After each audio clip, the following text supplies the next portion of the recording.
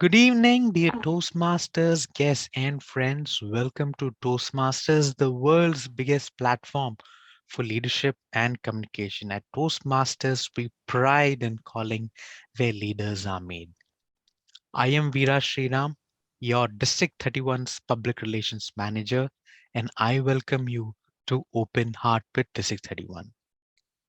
On this episode, I have a wonderful friend with me, a Toastmaster I proudly say is part of 2288 Minutemen Toastmasters Club. This Toastmaster has also founded Harvard School of Toastmasters, has been area governor thrice, and while she was area governor, she was voted the best area governor twice. She was a division lieutenant governor once. She was a district treasurer twice. Dear Toastmasters, this Toastmaster has 39 years of Toastmasters experience. I've never come across any Toastmaster with such illustrious Toastmasters experience.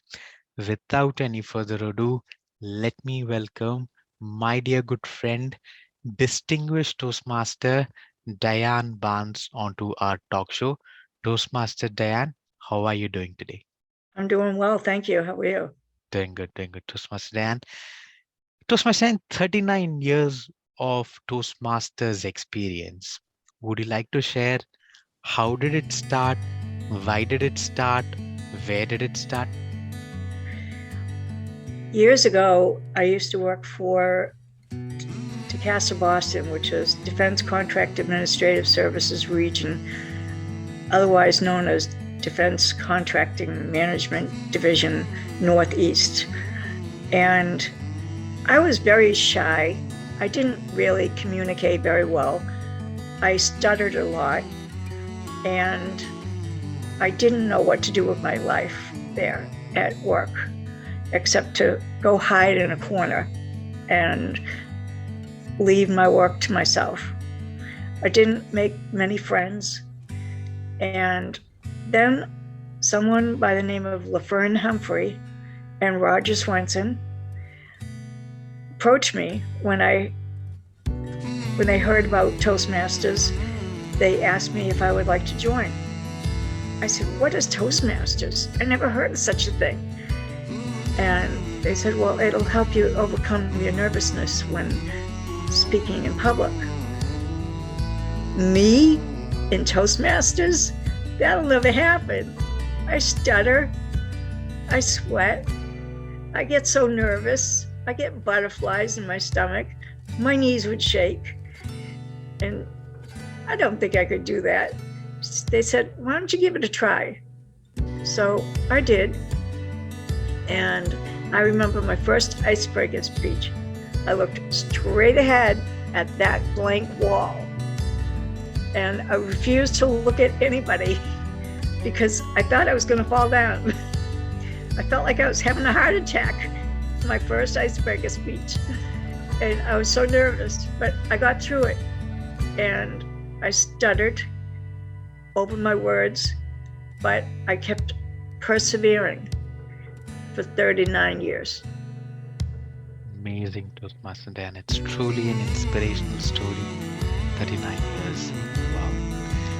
The other question, Toastmaster Diane, is what keeps you in Toastmasters? Now, you shared why did you join Toastmasters, but what keeps you going in Toastmasters?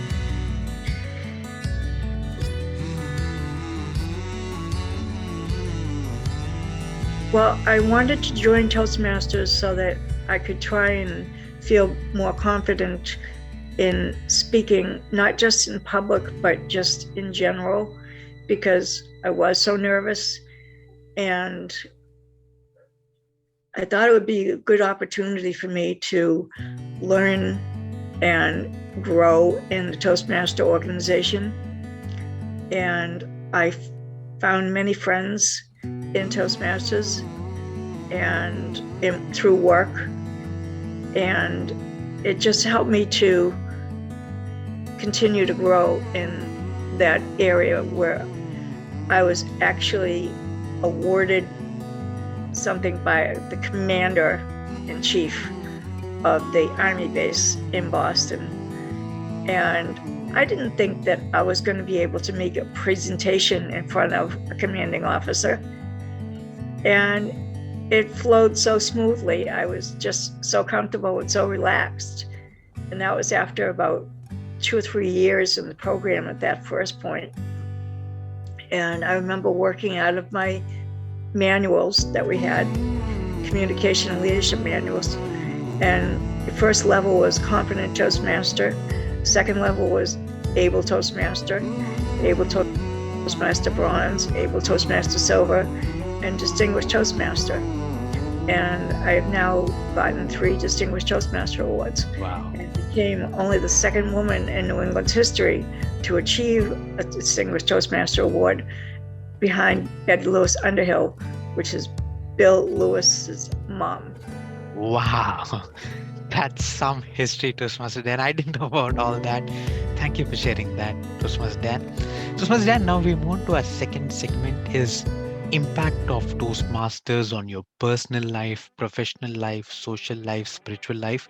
Would like to talk about that, Toastmaster Dan? Sure. The Toastmasters program has helped me to definitely overcome my nervousness in speaking. I would not have become an area governor. I would not have become a division lieutenant governor. I would not have become a district treasurer. I would not have become a distinguished Toastmasters twice, and eventually a third time. I met William Barnes, who was my late husband, and he was district parliamentarian. And when I came back from Greece, we had a district conference, and I went to that conference, and I was trying to become an area governor at that time, or division lieutenant governor, and my husband had told me he voted for me. And so that was really cool. I really enjoyed that. And we had to go over to the district governor's house for a meeting one night. And at the end of the meeting, he looked at me, I looked at him, we shook hands, we started communicating with each other, we started going out with each other, we started going to different kinds of Toastmasters meetings, and he helped me a lot to continue in the program. And I really enjoyed it. I never thought that I would even go 20 years into Toastmasters. And through my life with my husband in Toastmasters, I am eternally grateful.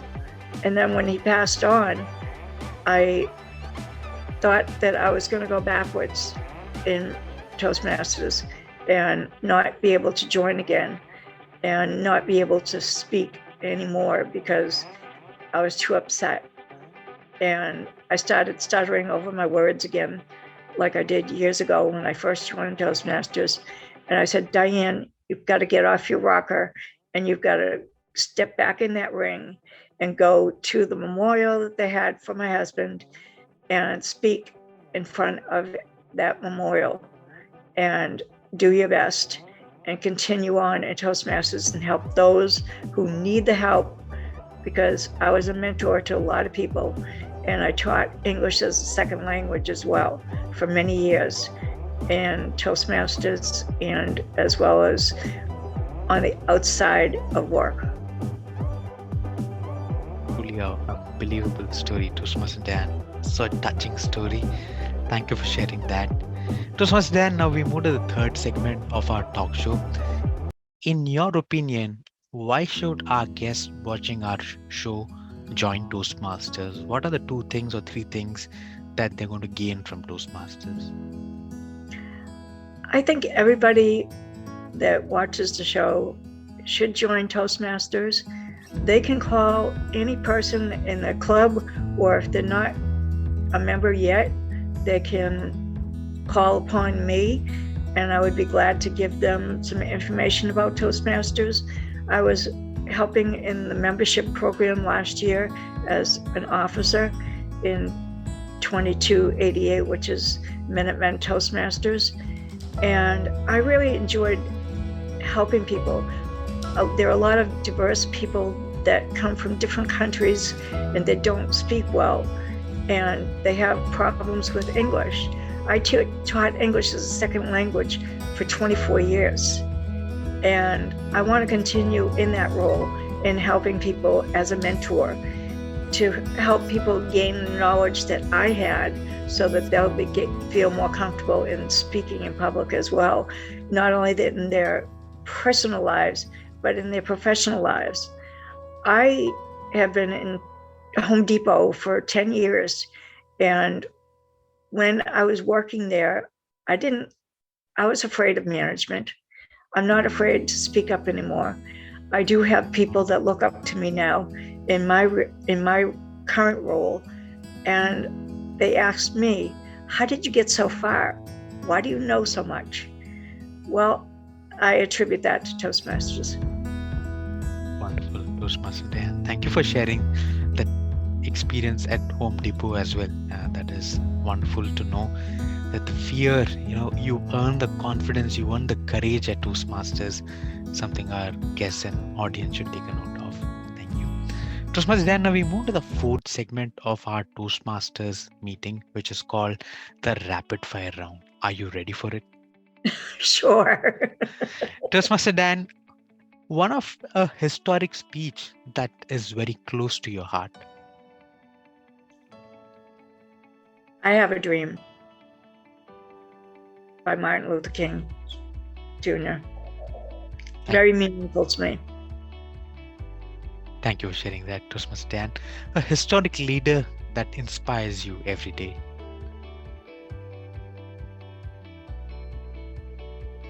Could you repeat the question? A historic leader that inspires you, Toastmaster Dan. Historic leader, I'd have to say the district leaders in Toastmasters that helped me to achieve my goals. Ray Snay was one of them. Ted Verdone was another one. William Barnes, my late husband. Sherry Raftery, Bill Lewis. Those are all district leaders. And including yourself, you have inspired me to keep pushing on. So kind of you, Toastmaster Dan. You named such stalwarts in Toastmasters and you included me there. I'm totally humble. Thank you, Toastmaster Dan.